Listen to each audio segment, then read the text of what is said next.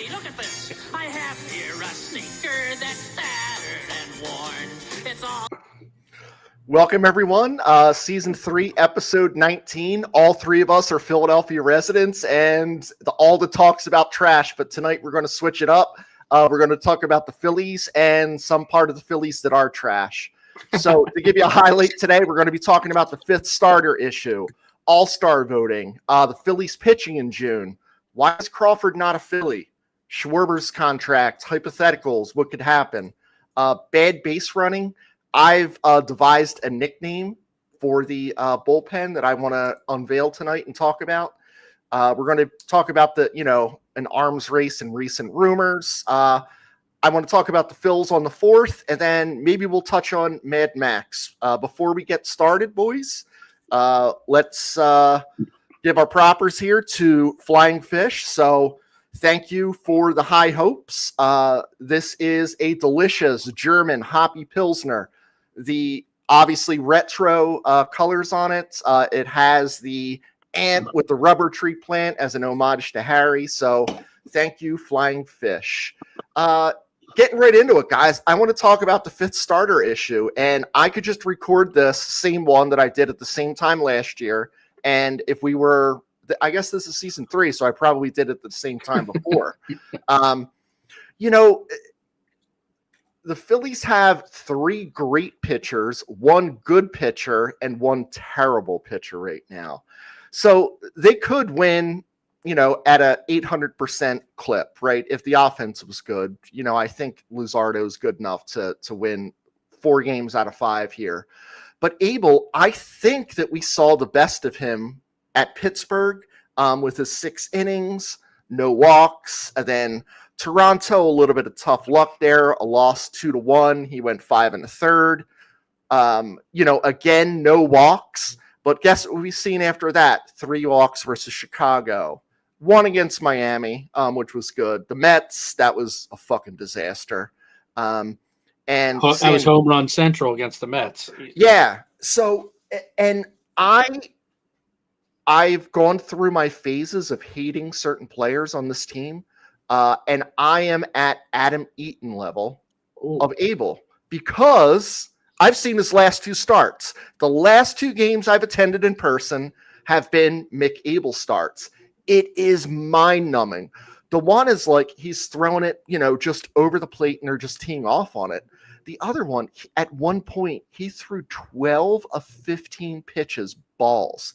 Guys, you could try to throw 12 balls out of 15, and I guarantee you're going to get 4 strikes. You're just going to fuck up and throw 4 strikes. I think that there's a mental issue again with Abel because this isn't new. This isn't the yips. This is who Abel is. And I feel like when I see him, I think he's holding back his emotions. And, they told us he's a very emotional guy. But this dude's crumbling inside. He's got to be. Because do you know what I'm doing? If I'm going out the next time, if I'm Mick Abel, and the way it seems, I've got to throw strikes instead of, just cut it loose and be aggressive. Not worrying about it. Yeah. Constantly worrying about that aspect of the game. And it's like, shoot, your stuff's good enough. Just throw it over the goddamn plate. You have, in his game, the defense would have been the best it can be in the Phillies. It would have been the best it can be. Kepler, Rojas, Castellanos out there. Nick is who Nick is, right? Ball in, good. Ball back, bad. Turner, it's up in the air. But, for the most part, the Stott, great. Harper, very good. So why wouldn't you just throw it over the middle of the plate? Well, he's like, I did that versus the Mets, Chris. Yeah. And I got my ass handed to me. So, the leash has to be incredibly short for this guy. And I know the Phillies are hoping Painter was going to be great. Painter's been pedestrian. I think he has a 4-something ERA. So, what do? They've played Taiwan, moving back and forth. I don't know. What do you do? They're going to throw Abel again, but do you do the whole Seth Johnson and whoever the hell else out there? But Abel, I think he's cooked. I don't want a 5th starter on this team who is working things out. I want to know what we have. And if he's a 4.5 ERA guy, then he's a 4.5 ERA guy. But I'll know that he's a 4.5. I don't know what this dude does. Like, he's consistent, inconsistent. You know, the Phillies, I feel, told you all that you need to know about Mick Abel when they skipped him in Atlanta. He didn't fucking start warming up, and there was I don't believe it for a second. They skipped his ass. Yeah, They're they like, said That was going to be my one point about this last start is he had 11 days rest. Could he have been a little too strong? It looked like he had a lot of arm side run on his fastball. Like everything was inside to right-handed batters. Like he couldn't get control of that. Maybe it was just being a little too strong from having that long of a layoff. I know they throw side, they throw in the bullpen, they throw side sessions, but it's not the same as going out there and pumping 90 pitches in a game with pressure and runners on base and all that. So that's the one like devil's advocate thing I'll play. But I think the big thing with him is and it is with almost any pitcher, it's being able to control and command your pitches. I mean, he's got plus stuff, 97, 98 mile an hour fastball, good curveball, good slider. He's got really good stuff. He's just got to trust it and be able to put it in his spots. And that's the difference between being a 4.5 guy and a 6 guy or a 3 guy. How many times can you repeat your mechanics and hit your spots with your pitches? And he did it really well his first handful of starts, and he's kind of unraveling a little bit here. But I think with Painter, like you said, they're being very conservative with him.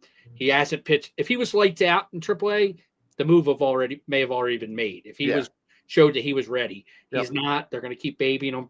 I just don't know who else. Like, I don't want to get in that hamster wheel like we did last year with a different fifth starter every time the spot came up. I think you just roll with Abel, hope he can figure it out. But I agree. Like, I thought Topper, he should have never pitched to Machado. He should have been out of that game before it got to Machado. Yep. When he walked 2 runs in a row, like, that's it. You can't let it go any further than that. And we're done. That's a Topper thing. Now again, you're in a double header. You got 18 innings that you got to cover with pitching. You're in the second inning. You don't want to start burning your bullpen that early. I understand that, but it was obvious from the get that he didn't have. He lost it. He looked good in the first inning, 2 Ks or whatever, and then he lost it in that second inning. And I think Topper needs to react quicker when that shit happens and get them out of the game before the game's out of reach. I mean, the Phillies damn near came back and won that game. We walked 3 fucking runs in. Well, Phillies fans are frauds. I'll tell you, in the 7th, the stands 50% emptied. Yeah. And, it was 6-4, and there was a chance to win it at the end there. But it was an embarrassing effort. I don't agree with people leaving because you never know when something special was going to happen. And we almost saw it. Like, if Schwarber hit a home run there, then we're going nuts and talking about this is that game. Yeah. It didn't happen. But I just had shades of Adam Eaton, whether it was 08, 09. Like, every time I had the season tickets, I was lined up with this dude. If you see Mick Abel pitching, sell your tickets if it's at home. I'm telling you, sell your tickets. Yeah, I mean, I couldn't watch it physically because I was at work, but I was listening to the T-Mac on the, I got the Bluetooth there. And it just sounded like he was all over the place. I think he, like Dugan said, he's got command. He's got good stuff, but command and control problems. And like you guys were saying, I was talking to Papa John last night, and he's like, my dad's like, send him down, let him work it out and come back. I said, well, yeah, I agree with that. But then what do you do? Like, who's in there? And we can't have that, we can't have that carousel like we've had that in the past. That's been pretty much Dave's MO, like, since he's been here. Like, that 5th spot has just been, we had to figure it out for a little bit, and then that dude would crumble.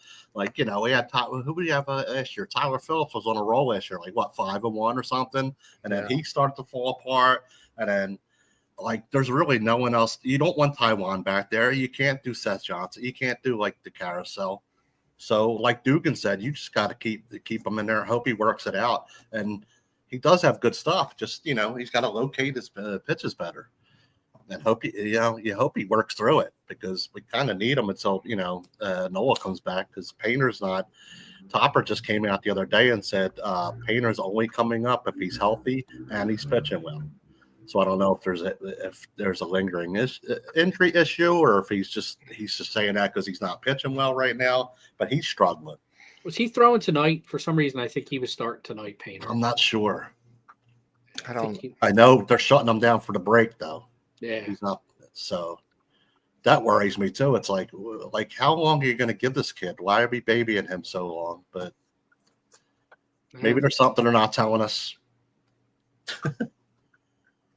Yeah, I mean he's the guy, right? He's the guy they're putting all the eggs in. The Kyle Drabeck that's untouchable. Yeah. So it's crazy. Yeah. I don't know, but I agree. Abel has to pitch better, or this back end of the.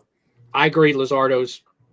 He's been more good than bad. He's been great some starts, but he's also had a couple of hiccups along the way. And again, he's another guy. It's the control issues. When he runs a lot of deep counts and gets himself into trouble, and then he's got to throw a strike. And guys have been hitting on the last few outings. So, yeah. Before we go to the All-Star stuff, we got Max getting in first with the FTM at 7. Alex at 7, Broken Bell at 7, Bud just missed it at 7:01. My guy Don gave us an FTM and FTB, and he is saying F our Lord and Savior, as Hello, as Facebook would take that as. Yeah, probably SSB with the FTM. So this is a good start. So yeah. You know what? I want to touch on the All-Star voting. I got a thought about this, and I wanted to see what you guys' thoughts on it. I believe All-Star voting is a sham all across the board.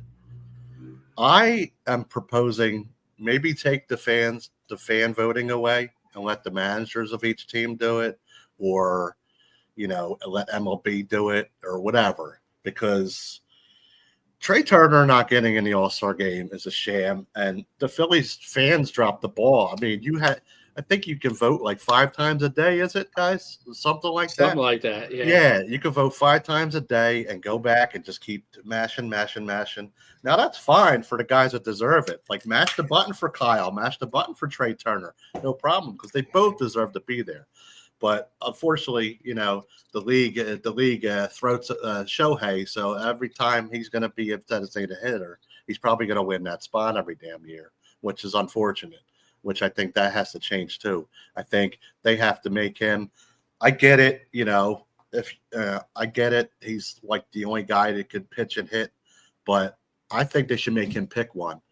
That way, that opens up that spot. Like if you want to pitch that year, then open up that spot for the designated hitter. But I think they should take away fan voting, because the fans, they actually failed the Phillies this year by not making a push for Trey and Kyle to be in there. They both deserve to be in there. Trey has better numbers than both the leading vote getters at shortstop this year. Well, John, I mean, if you look at it this way, though, like, what are we worried about in Philadelphia? We're on the fucking internet looking at DPF and where our trash pickup and drop off have to be. So, like, we're not worried about doing 5 things. So, like, yeah, these District Council 33 and Parker fucked us. Yeah, fucked Turner. Yeah. But yeah, I think Turner's going to get in. I'm sure he'll get as a reserve. But he should be the starting shortstop, I think, for National League. I mean, if you look at his offensive numbers, he's 1 or 2 in almost every goddamn offensive category. And it's still sad because, like they said in the game yesterday, he was hitting like 295, and that's 5th in the National League. Like, where's the hitting at? 295 it's a nice average, but 20 years ago, it wouldn't be in the top 25, in the National League. I just saw a video online the other day. They're like, look at this lineup. It was like the one, remember that one that it was like that mid-90s Colorado Rockies lineup? Everybody had like late 290s, 3-something, like Bichette and all them. Everybody had like 30 home runs on the lineup. Like, it was crazy. It's like back then, everybody had like a high average. Tone North is giving us a fan voting sucks. Trey got snubbed. That's your cousin? Okay. All right. Yeah. Thanks for tuning in, man. We got Fred with a little bit late. It's not that late. I mean, it was 7:12 with the FTM. Boyce is saying some terrible things about Dugan. I'm not going to post up I here. see it. I see it. That asshole. I'm not going to do that. Yeah. So besides Turner, and I, obviously, John, you threw out Schwarber. I mean, from a position player standpoint, I think they're the only two guys that have a legitimate shot as Phillies. Yeah. For the pitching, I think you can go with the top three starters. I think they all have had all-star type, first halves. And I'd go as far as to say I think Kerkering is a guy that I mean, he's pitched really well in his first half, and he might have an outside shot at getting picked. Now, I don't want any of them to fucking play. I want them to just go have a good time, take some pictures, and watch the game, and then come back and get ready to roll for the second half. But the honor is the honor, be the all-star, on the team, and so hopefully, we get a couple guys in it, and they're spectators for 9 innings. But those are the guys I think, have a legitimate shot. Other than that, it sounds odd for a first place team not to have like a slew of all-star candidates, but it really is, Yeah, look at the previous years too. Like last year we just had Bohm. The year before it was just Casty. It's like really weird. Yeah. And then last year we have 6 guys went last year. Right? It was mostly pitching. It was Hoffman. Pitching, mostly pitching. Sanchez, Ranger, Wheeler, Turner. Last year. Oh, Turner went. Yeah, Turner went. I think Turner was there last year. Yeah. Dugan, you're really a divisive character here because Boise's saying to get a job, and I'm assuming that's to you. It could be to me. I don't know if it's to me or not. That guy sold me a bunch of cars, so he knows. He knows my credit score and shit. He knows. And then the Cowboy checking in. Fan voting sucks.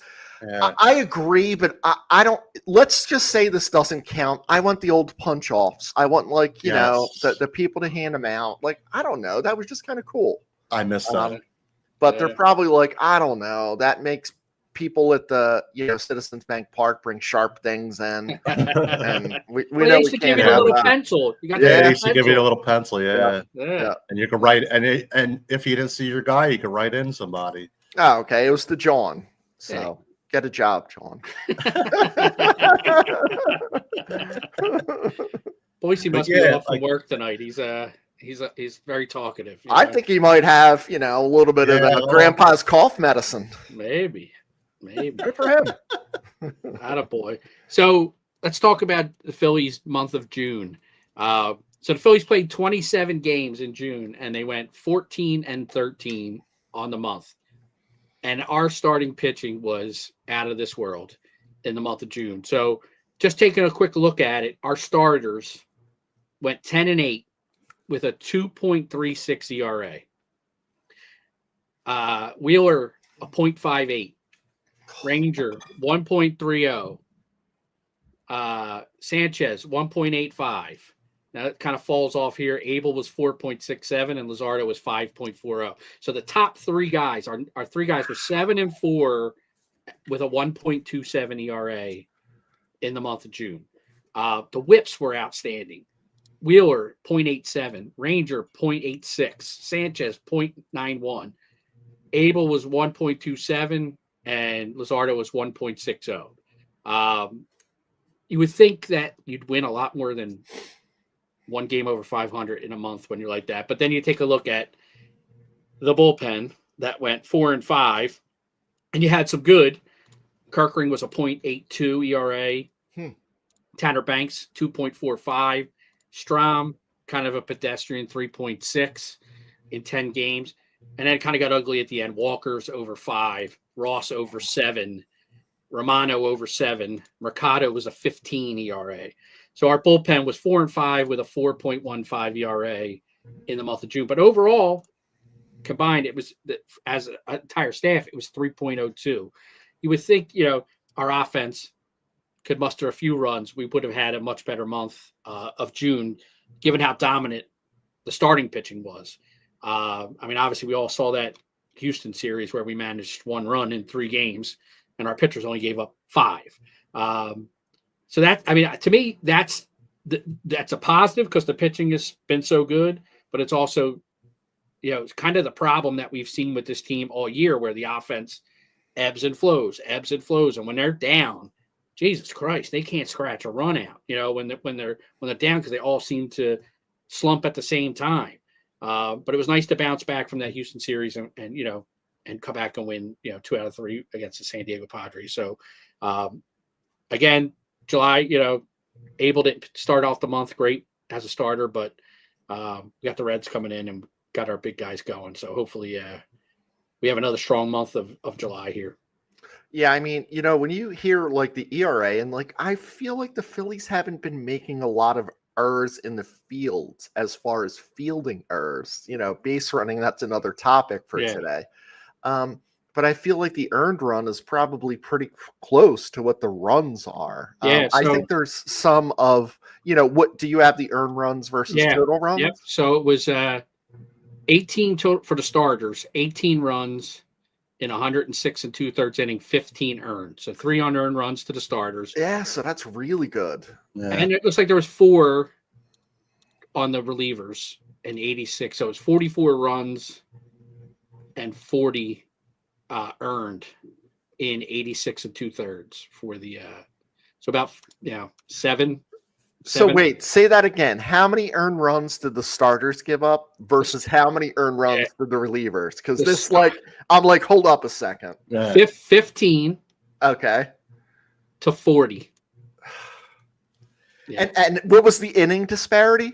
So the starters were at 106 2/3. Okay. Oh, no, I'm sorry, 149. That's all the starters. The 106 is just my fault. I'm looking at just the top 3 there. So it was 39 earned runs for the starters. Oh, okay. In 149 innings, and then 40 earned runs in 86 2/3.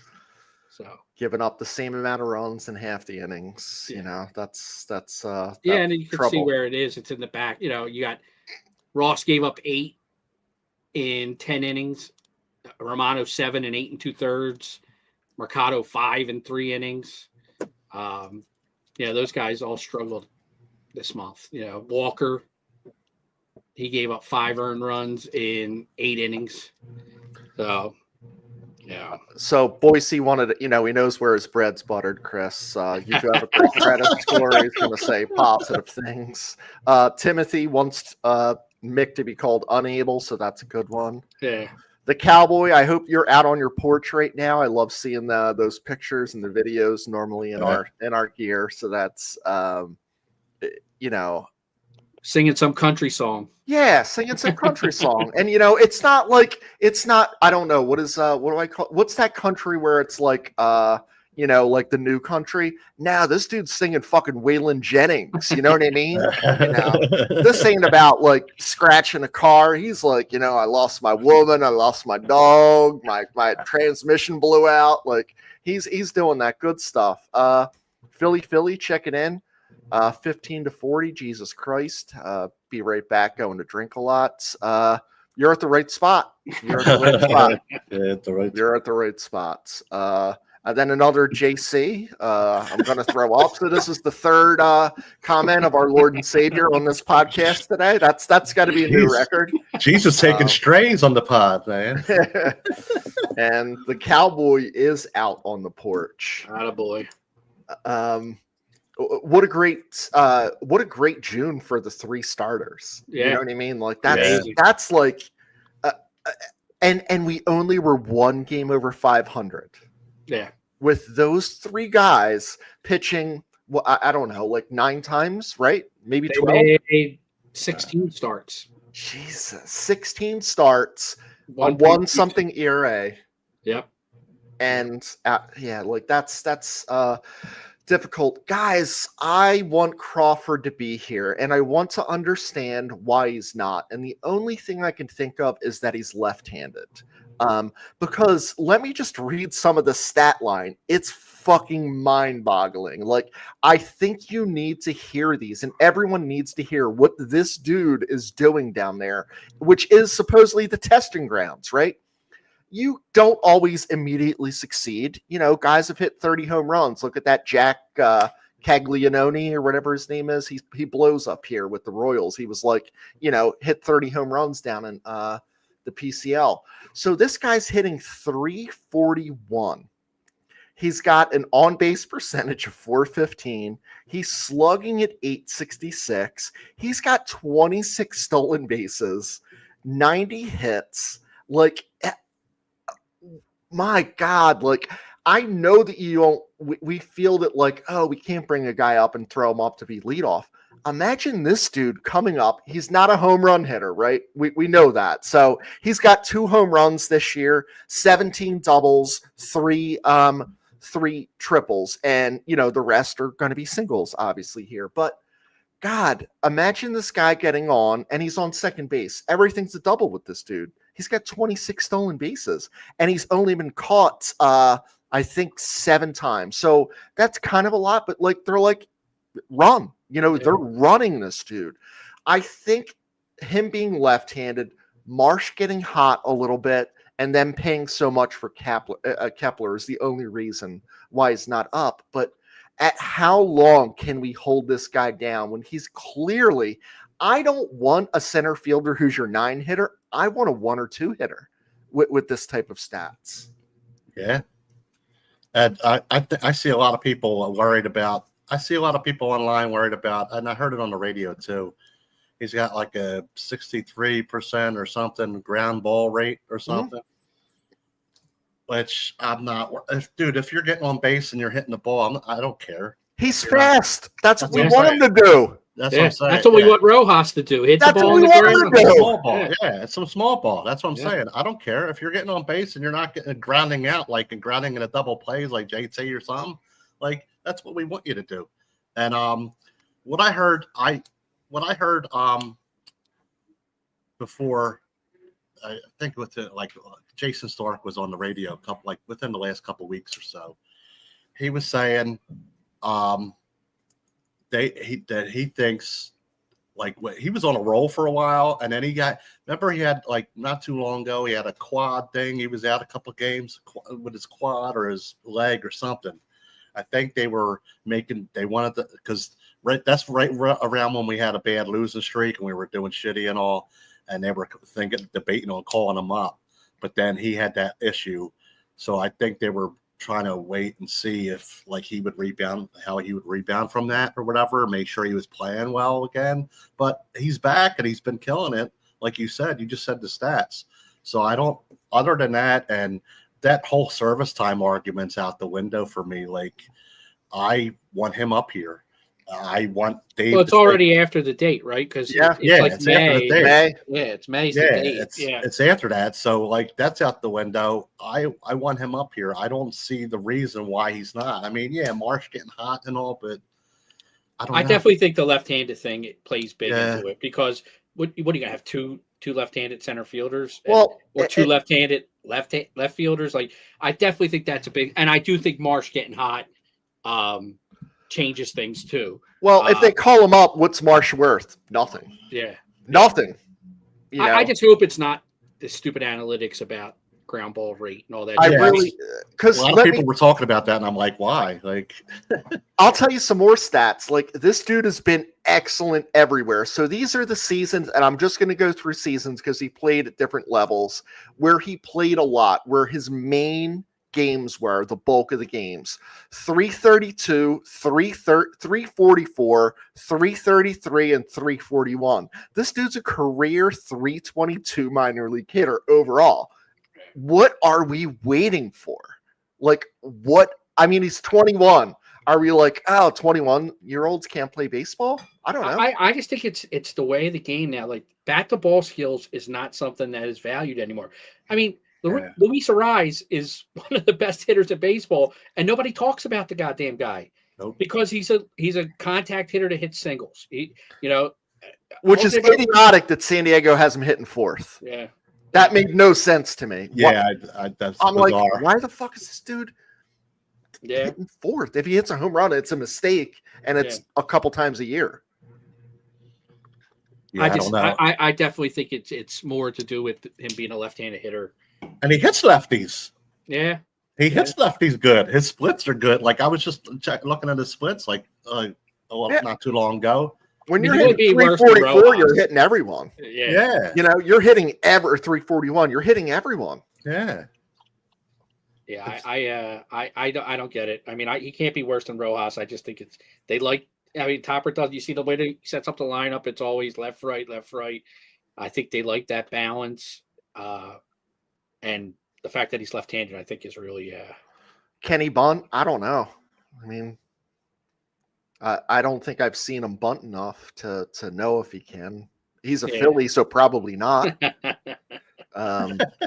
You know, I would say probably not. Franks, thanks for checking in. Crawford is above average bunter. So here we go. We got the answer. Yeah. He gets one down at least once a game. He had an RBI bunt last game. Chris, so I kind of tune into Chris's podcast, and he's a very, like, he loves Rojas. He thinks he's God's gift to fucking center fielders. What if he struggles in the playoffs? I love Rojas. Okay. Was Rojas here in 2023? Maybe he means 2024. I don't even remember. I wish he was. He was.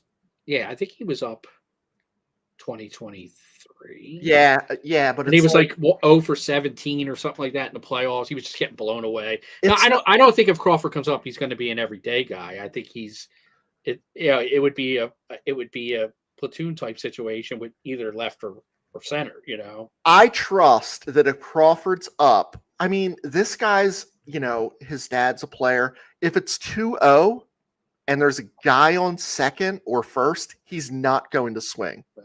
He's smart enough to know this. And I think he's smart enough to know, like, what can I do to help the ball club, which is, like, you know, putting the bat on the ball. So Crawford's strikeout rate is nowhere. It's half of what Rojas's is. So, you know, I guess we'll see. Like, defensively, I don't know. Like, is one better than the other? But Chris, you're saying that you would want a Rojas Crawford's? No. I mean, I think if Crawford's coming up, Rojas is the odd man out. But that leaves you with all lefty. You know, at least that's the problem. You know, I think their skill sets are similar. You know, like what they bring: defense, speed.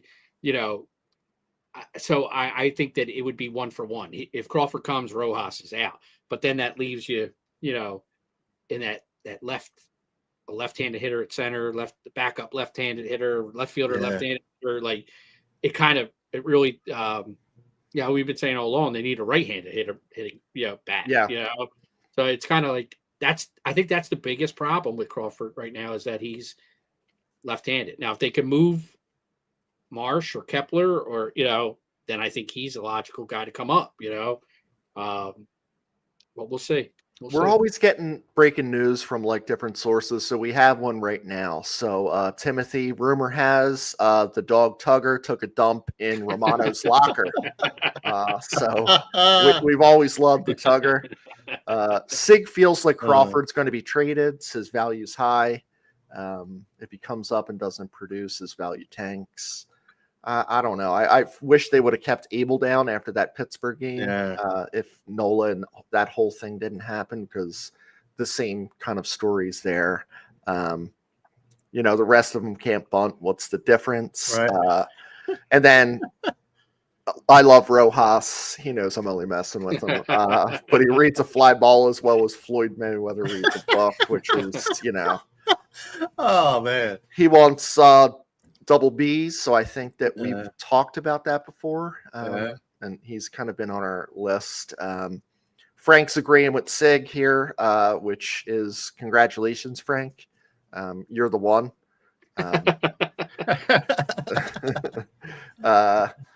And, you know, Boise again, give me a right-handed left fielder, bring up Crawford, or trade for Buxton, re-sign Ranger, trade Painter for Stuff. Chris, you and I had this discussion. I am out on Ranger. I am completely out on Ranger. I cannot be talked out of it. This dude is good for 100 innings, and after that, he's absolutely terrible. He's an IL every year, and we're getting close to that time right now. So I'm not interested in paying this dude $25 million. Yeah, he's going to get paid somewhere, and it's not here, though. Yeah. And I love Ranger. Ranger's one of my favorite guys, but like you said, so would you deal him, Chris, beforehand, or I would, yeah. Even though what we have going on, with the top three, I think I still would deal him at this point because he's not. And I think that this deal, where's he going to go? Well, he's going to go somewhere where we could possibly face him, right? That's what's going to happen. He's going to go to an American League or National League team where but who has that? And are they willing to do that? Or is it going to be like one of those three-way trade situations? Because where does Ranger go? Are we going to trade with the Cubs, the Yankees? It's not happening, right? Right. That's not happening. So it has to be someone who thinks that they can sign him, right, next year. Yeah. And they're willing to, and they're like, we're going to give him this trial here. And I don't know who that is on the cusp, but I see Suarez as that prototypical Cardinals guy. He's like a Matthew Liberatore. I was kind of thinking the Tigers. Yeah. A decent, a good team, and maybe another starter puts them over the top in the American They could send League. us Riley Green. Yeah. Or Javi Baez, who was fucking terrible every year I drafted this motherfucker. Or Now he's awesome. Or Tampa Bay, who's come out of nowhere and slowly crawled up the standings. Yeah. Throw a Pete Fairbanks in that deal. You know what I mean? Yeah, we could probably, Kevin Pillar, he'll sign somewhere. He retired. He was talking shit on the Rangers too. Did you see that? Did you see how I commented back to that Rangers post? No. And I was like, I don't know, man. Listen, this dude's fucking crying about the Rangers. Just fucking retire. Yeah. You played 10 games there. What the fuck do you know about the fucking culture? Right. You were there for not even a cup. 10 days. You were there for a sip of coffee, not even a full cup. Yeah, then there was the Pete Crow Armstrong, and I'm like, this fucking dude with 2 fucking last names. Who does that? It takes up his whole jersey too. Yeah, seriously. I mean, do you know any guys that have 2 last? Why does he have 2 last names?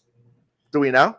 Does anyone know that? It's probably because his mom's an uptight bitch who wanted. Exactly. Yeah, they did say something on the one. Yeah, because the dad didn't have enough nuts to be like, no, he's a Crow or he's an Armstrong. She's like, no, when we get married, you're going to take my name too. Yeah, fuck off. I mean, I don't know. When Renee married me, I tried to get her to change her different first name too. See, Pete Crow would be a badass name. Pete Crow would be a badass name. He had it sounds like a chewing tobacco or like a pharmaceutical company. Yeah, or Crow like Armstrong a whiskey. Pharmaceuticals. Man. I want to talk about. I don't think it's come up too often lately. I mean, I heard about it on the radio like a blip not too long ago, but other than that, Schwarber's contract situation. I heard on I think it was somebody's podcast. I heard that I don't know if it was Alecki or somebody. The Phillies might plan on letting Schwarber go into free agency real fast and do like a NOLA thing and just try to resign him. I think that's a very big mistake. I think someone's going to swarm in and pay him what he wants. And they also offered him something in spring training. It wasn't exactly like a low ball, but he was like, they came at him with a number and he's like, nah, that's not it. And then now after the year he's having, his average is going to be what his average is, but it's better than other years. It's 247. We were trying to get him above like 200 the last couple of years. So I'll take it. 26 homers, 58 RBIs. He's having a monster year. So I would like them to keep trying to, like, behind the scenes. I hate when they say, oh, I don't want to do it during the year. It interferes with this and that and all. Let your agent take care of it. You just go play ball. And behind the scenes, your agent and team should just keep hammering out numbers and figure out a common ground and get this done. I do not want to see this dude move because the list of free agent designated hitters is not that attractive for next year. Well, I disagree because I think Chris and my favorite DH is going to be coming up, and he's right-handed. and he's having an excellent year. I know who you're talking about too. And I think I'd be interested He's on in the him, to be list. honest with He's you. on the list.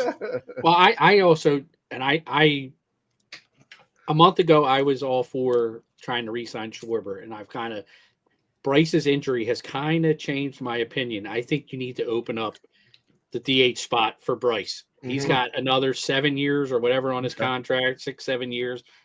I don't think the guy's made for playing the field every day anymore.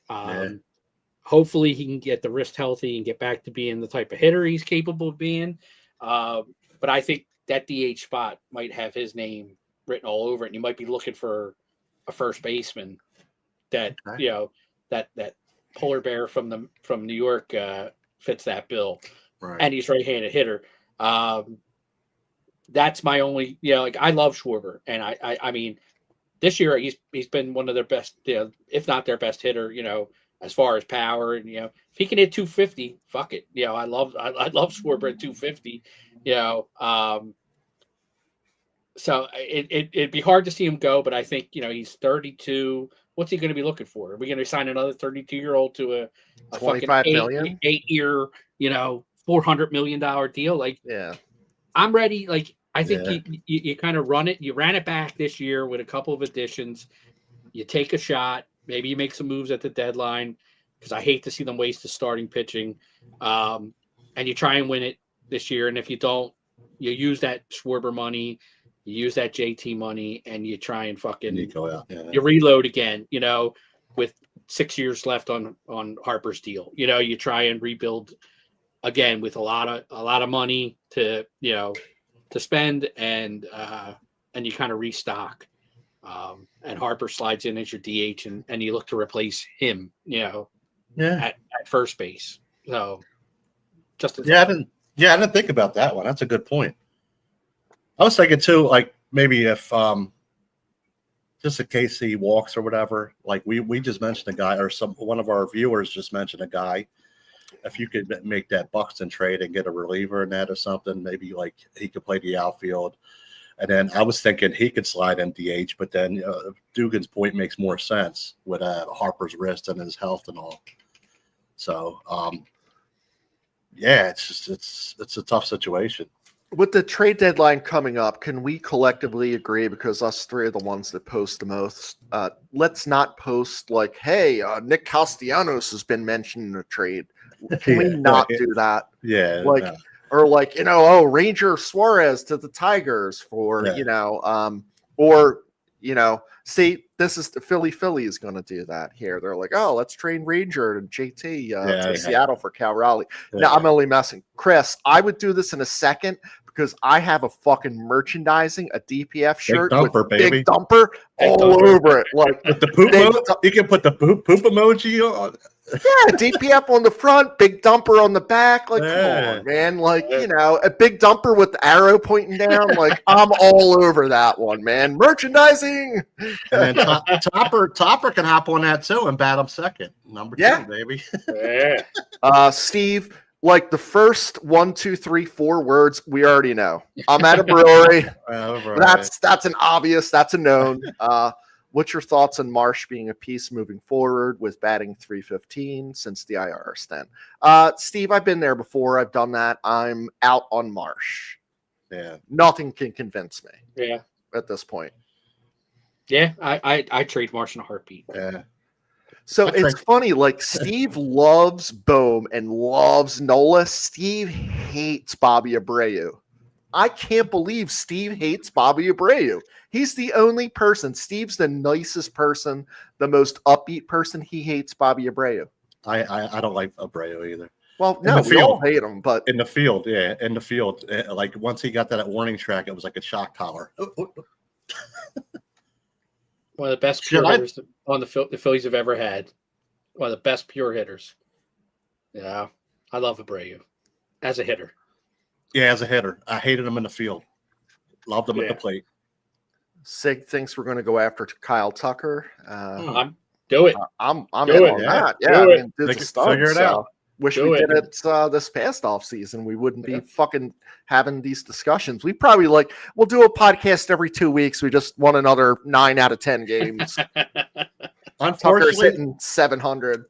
Unfortunately, Sig, Dave will probably get a Tucker. It's probably his cousin Bob. Boise is now turning his ire to me, I'm assuming, because he wants Mike back and he's much nicer with the comments. That's, I appreciate that. Mike is MIA tonight, so Mike, wherever you are, I hope you're doing well. Do you DFA Kepler? If I can, yeah, I mean, I would love to do that. I don't like a crybaby. Yeah, one of you guys said it the other day on the page. I mean, we did it to Didi.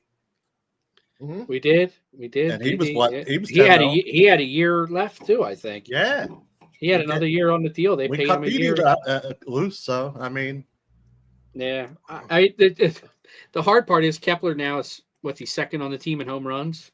Or third, not that because we're not hitting third, many. Yeah, third. I think Turner's at 11 and he's at 10 now. Yeah. One of the few guys at double digits, so it's kind of I don't know. Kepler's like a mystery, but he is what he is. That was who he was the last couple of years in Minnesota. Is who he is here. Yeah. It's the same guy. I don't know what. Dave loves doing that. He hit the ball hard a few times in spring training. We all got excited. Oh, this guy looks like he might do something. And we were one of them. We're like, exit velocity, and yeah. We bought into it. We definitely. You know what, boys? Listen, Mike's not here. The Butch is not here. We're all from the same neighborhood. You talk shit on who's not here, not who is here. I appreciate you saying it to my face, though. And then Chris at Philly. If you guys haven't checked them out, I think that they've invited me on. The other two guys there, Keith and JV, they kind of want me to take over the podcast there. There's been behind the scenes talk, but Chris and I are Roman guys along with John, so I'm not going to do that. But we'd be 15 games in the NL lead, not over 500 if we had Tucker. Maybe, I don't know. This dude seems to not wear batting gloves. It's old school and just hit bombs and rockets the entire time. Yeah. So we were just talking about Marsh and his base running decision yesterday in the ninth inning made me want to take a look at how the Phillies stack up as far as base running goes. I think our eyes tell us, they're not very good. Their decision making is very poor. I think Marsh got lucky yesterday, being called safe. Now, people are arguing, he did the right thing. He was safe. Who cares? I just don't see how you make that mistake. If you get thrown out there, the game's over. Your run means nothing.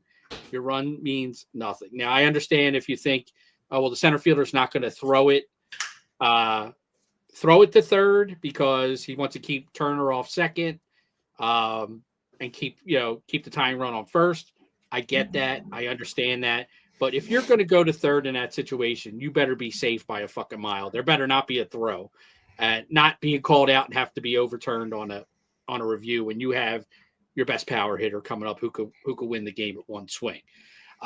So there's not a lot of great statistics out there for base running, but I did find some stuff out there, and I'll just kind of give you where there's some good and there's some bad with the Phillies base running. It's a lot like this team in general. There's some good, there's a lot of good, there's a lot of bad.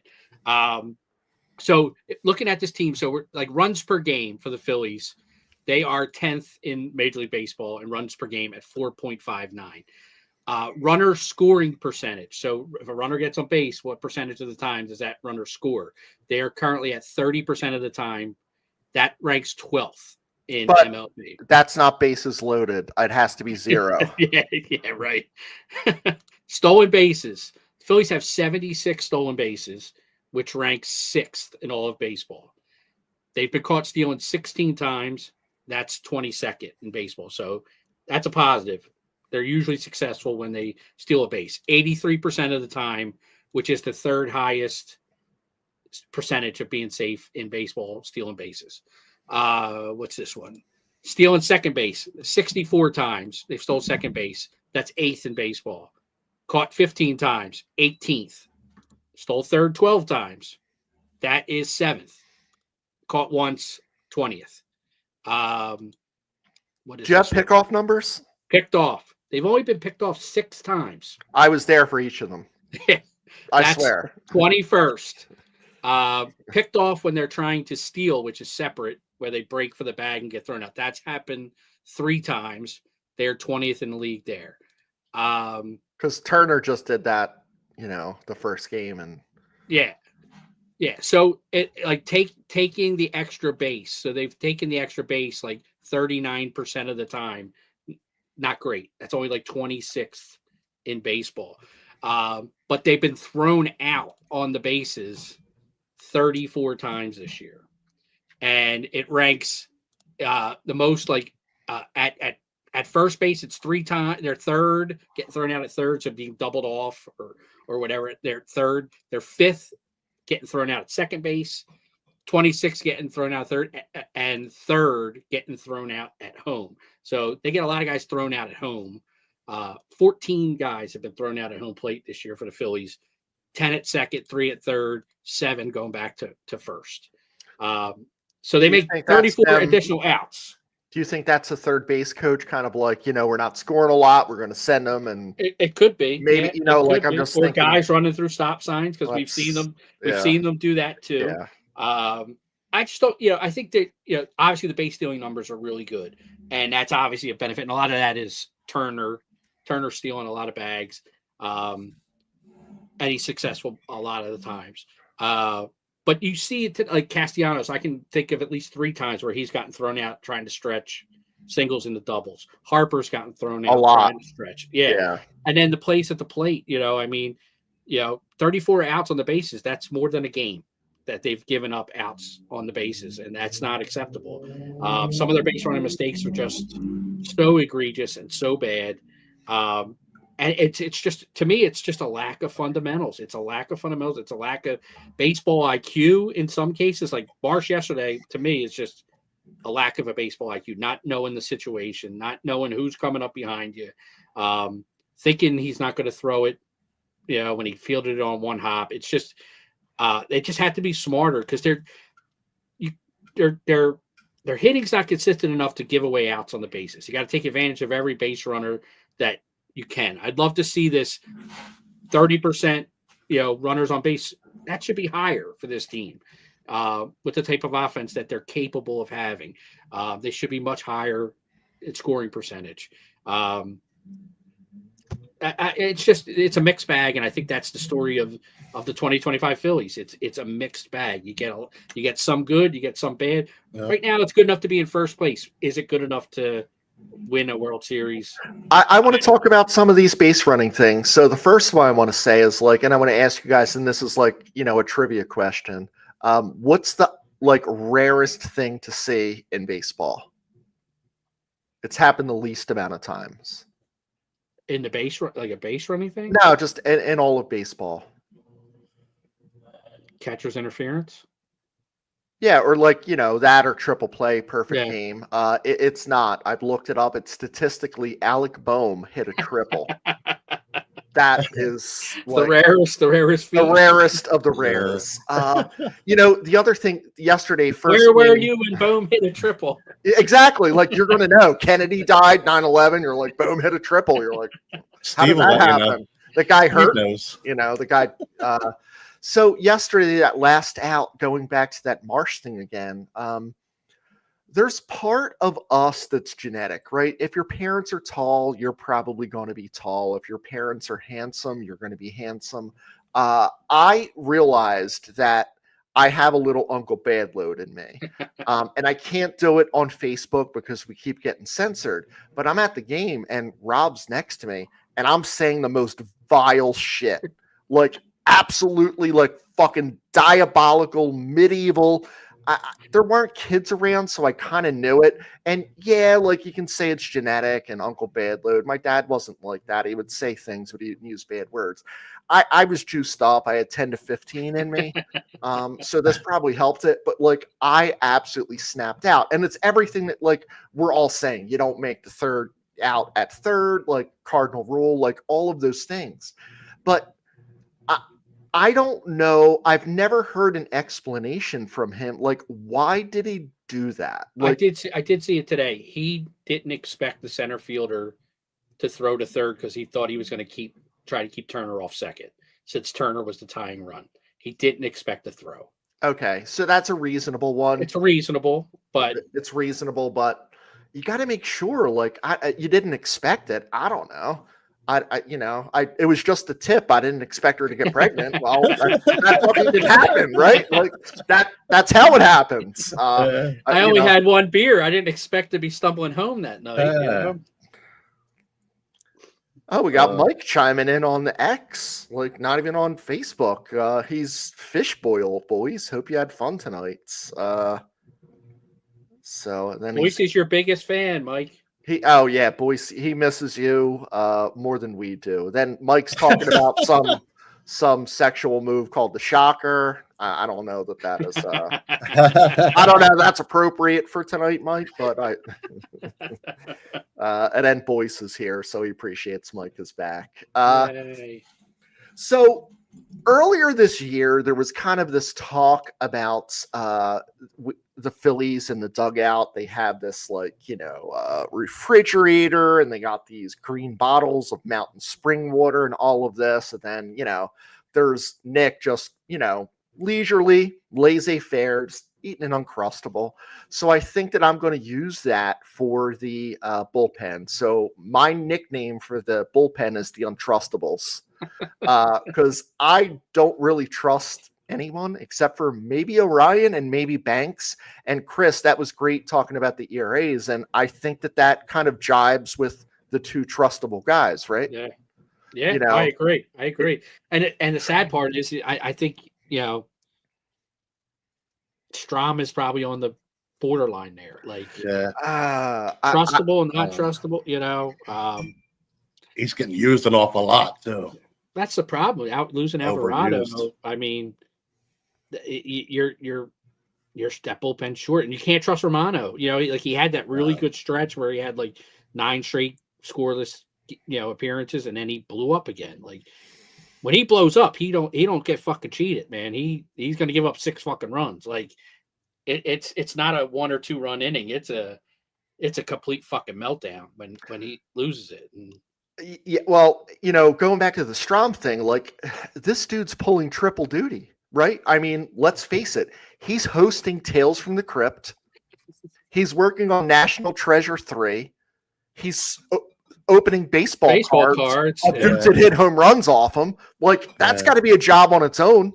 He's got quite a collection this year because he's given up a bunch so far. Yeah. So, and got it, need it. Boise is, now Chris, you did a great job. I don't know if he means you or me, but we'll both take it. So thank you, Brian. And then, so this is another one. I want us to trade for Jaron and Joan. I don't know how you say his name because I'm I got Duran Hungry like the Wolf shirts that I'm gonna have. There are 2 there. So for those that are younger than us, Duran was an 80s band that was, did a lot of top 20 stuff. Just add that in. But the Untrustables, I don't know, maybe they're do they win the World Series or go to the World Series and I can do the Untrustables? It's always about merchandising, and it's there's 5 or 6 of them, and it's a cool one. There's a bite out of one, as much of a bite there is how terrible the ERA is. So Orion's almost a full one. It's a nibble on the ends. Lazar, it's there's fucking little Mike Tyson off the ear for take a little. Yeah. Exactly. Yeah. Oh, man. That's funny. Yeah, I could see his shirt with cartoon guys across the the Uncrustables, or like a Mount Rushmore heads or something. Yeah. Yeah. Speaking of the bullpen, I know we've in recent episodes we've brought up some people we want and all, and it's the same names pretty much, but a rumor came up this week about us been in extensive talks with Pittsburgh about wanting Bednar and Santana, or possibly wanting both. I would do that. I know Bednar struggled in the beginning of the season. They sent him down, but since he's been back up, he's been pretty decent. He's got 12 saves, 3 holds, 2.73 ERA. He's pretty much bounced back. Santana's having a good year, 1.46 ERA. Now, if he doesn't, go slapping at fans and stuff, we'll be all right. If he slaps other fans, he'll fit right in here in Philly. We'll love him. Yeah. But he's having a good year. I wanted to actually add to that and make, like, if we wanted to get both of them, there's a couple outfielders, I'd like to make it a blockbuster if the Pirates are down. And the only problem is one of them's a lefty. I would think about O'Neal Cruz is disgruntled there. He wants out of Pittsburgh. He's having a pretty decent year. His average could use some help resuscitating, but he's got 15 homers, 35 RBIs. But like I said, it's the only problem is he's left-handed. So that would create the whole I'm thing. out on that dude. I was at 2 games in Pittsburgh. That dude is a fucking dog. He is a dog and an attitude. And I watch. Was he not running stuff out, Chris? Just last player off the field he'd come in from center and he'd get to about shortstop and he'd just start walking. No. Could that be his mood though? Does that be? Well, I don't care. You're on the fucking field. That's true too. Act like a goddamn ball player. Swept the Bills. I'm just saying. I don't agree with it. Yeah, I don't agree with it. I'm just saying. I wonder if that's part of his. I'm not a fan. I'm not a fan of that, dude. I'm with the other. I've been wanting this guy for years. I don't know if they could pull it off though. He's got a couple more years of control with them. I would love to have Brian Reynolds. If you can make that happen, I know it's kind of a dream scenario. You get 2 relievers and Brian Reynolds, but if you could pull that off, and do you have his numbers there, John? Because he's not the same guy he was a few years ago. No, he's not the same guy as in recent years. 237 average, 10 homers, 45 RBIs. Yeah, I think I'd rather have McCutcheon than him. Yeah, I love Brian Johnson, and I wanted him. Maybe 3-4 years ago, I would have been all over a guy like that, but he's slowly declined. The average is a little bit more than Kepler, but the power numbers are exactly the same. So and they've been playing him in right field more than center too since they moved Cruz out there. Yeah, I like him. 3 years ago, I'm all over it. Yeah. I was just thinking package, if you could package an outfielder in that deal somehow, and you 2 birds at one stone. But I do love the 2 relievers though. I do. I'd be all. I would love to make that happen. Yeah. 2 power arms, 2 back of the bullpen guys. I give them Abel. It lengthens the line. I'd ship Abel out there. Guys, I don't think there's anyone who's untouchable. Crawford, I really want to bring him up, and he's the only one. But Aiden Miller, this kid stinks. He's nothing. I don't think he's ever going to play in the majors. But if someone still believes in him, he's terrible. I think that's someone that you possibly move as part of this, and he was considered. And the Arun Escobars and Eduardo Tate's, I don't know. This kid's 18. The Phillies aren't going to bring him up for 8 years. So trade him for something. I heard him as a possibility. Stark was saying on the radio the other day, why not? He's not going to be up here for a few minutes. You need a catcher now, and he's not it. Why not trade him? While he's everybody's talking and raving about him, he's a sensation down there in Single A. Yeah, put him in a package for something. Screw it. Yep. So I'm going to kind of go through some comments here. So Yafet, I'm going to tell you, when I do this Ask Me Anything, he always asks the kindest questions, but also a weird one too. He'll always say how was your day? And how do you tie your shoes? Do you do the bunny underneath and bunny through, or do you do the 2 bunny ears? So I really appreciate him being on. Do you think starting pitchers hang out with bullpen after games? No. Not after they fucking blow the game for them. Yeah, no. I was no. I don't think ours do. Yeah, I really think that our starters are in the bar somewhere, drinking the night away, and the relievers are got a fucking razor blade and ready to fucking do it, or looking for and Yafet says I do it because I care. So, guys, we're going on upon the hour here, and I want to just kind of talk about July 4th and like the Phillies and kind of what they've done. So, no surprise, the Phillies being around since 1883, since they've been the Quakers. They've only not played 6 times on the July 4th, which I feel like they should just make it. I feel like this should be like whoever it is who's your rival, you should play them on July 4th. And especially like next year with being, the Sesquicentennial, whatever the hell they're calling it. But the Phillies didn't play on the 4th in 1886, 1897, 1909, 1915, 1916, 26 and 20. They're 106 and 106 on this date, Wow. which is like just crazy to me. They are 6-2 at Citizens Bank Park on this date, so right around 750 to 800 winning percentage. And I was like kind of looking up, like, is there anything cool that happened on this date? And there's really not. There's not super awesome stuff. I'm like, let me look at 80 and kind of what happened in 80. Well, like in 80, like the Phillies were not in first place.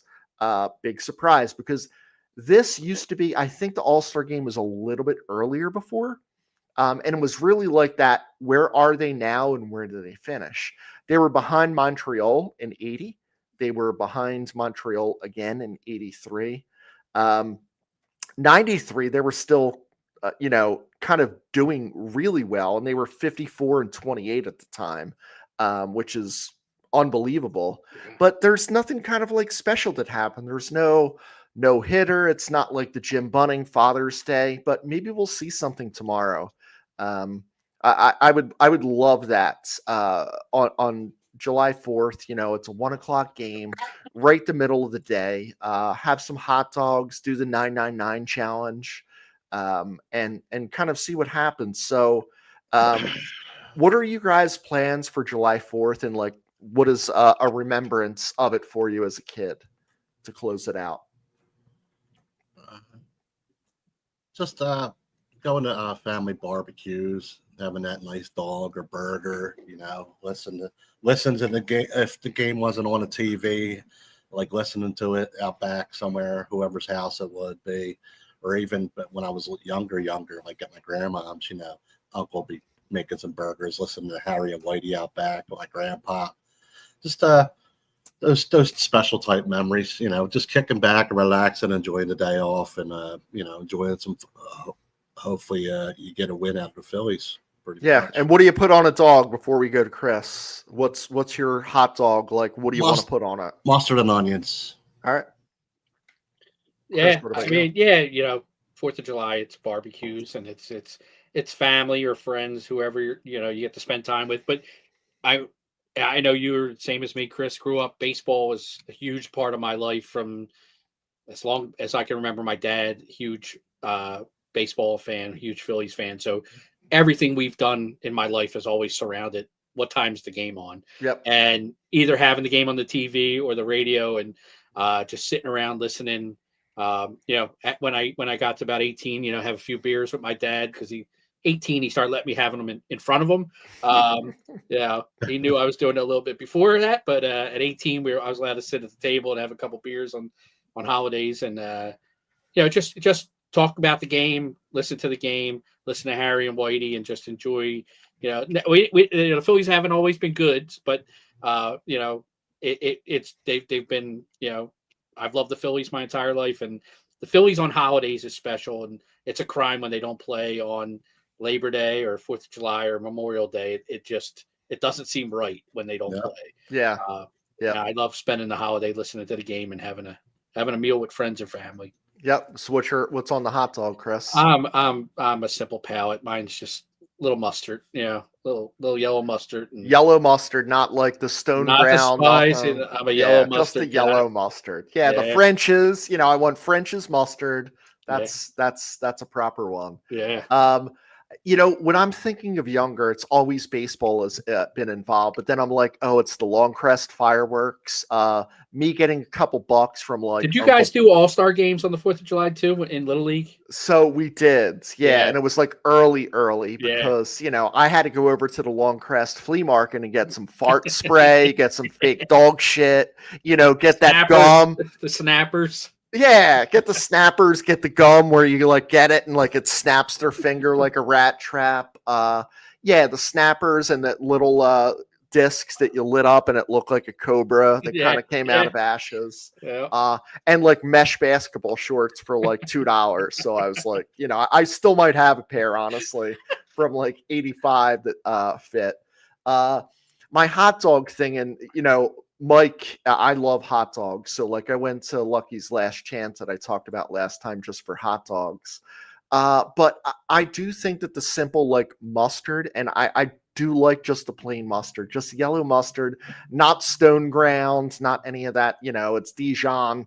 That would probably be like if I chose one thing, it's not going to be chili or Cheese Whiz or whatever it is.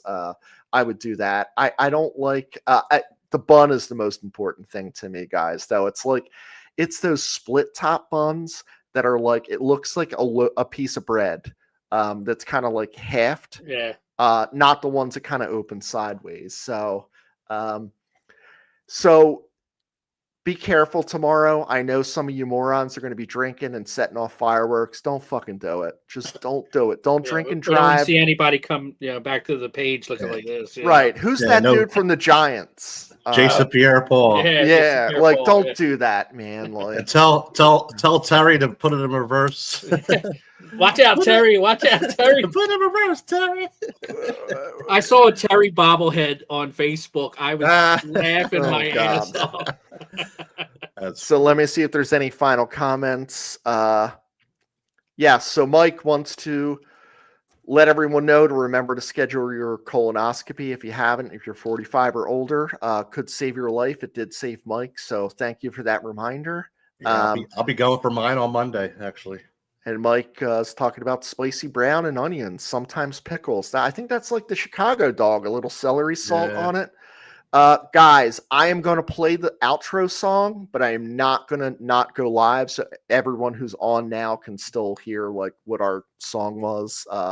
And we're all in Philly, so you'll understand why. So thank you. Have a happy 4th. And we will talk to you in a week. We're going to have Beards, Brews, and Barbecues on to kind of talk about what he's doing in Shamokin for next week. So holes and the laces are torn. A gift from my mother the day I was born. I love it because it's trash. I love trash. Pay these motherfuckers some money, Sherelle. Pay these guys some money. They work hard. Pay that money. I can't have it. All right, good night, everyone. Go Phils. Go Phils. Go Phils. Fuck the Mets. Fuck them.